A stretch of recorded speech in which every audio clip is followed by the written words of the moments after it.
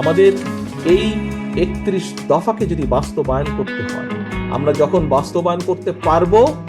ওই যে আপনি নির্যাতিত হয়েছেন, অত্যাচারিত হয়েছেন, সেই অত্যাচার নির্যাতনের প্রতিশোধ আমরা নিতে চাই 31 দফা বাস্তবায়ন করার মাধ্যমে। 31 দফা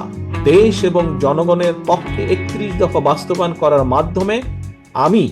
আমার উপরে যে অত্যাচার হয়েছে, নির্যাতন হয়েছে, যে জেল জুলুম খেটেছি, আমার মায়ের উপরে যে জেল জুলুম হয়েছে, আমার ভাইকে যেভাবে হত্যা করা হয়েছে, তার প্রতিশোধ আমি নিতে চাই 31 দফা বাস্তবায়নের জন্য। দেশের স্বার্থে আমরা যা করতে চাই, এটি যত বেশি সংখ্যক আমরা মানুষের কাছে নিয়ে যেতে পারবো, মানুষের সমর্থন অর্জন করতে পারবো,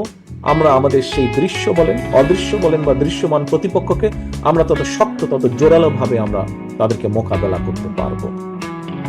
এবং এই মোকাবেলা করার দায়িত্ব আমাদের সকল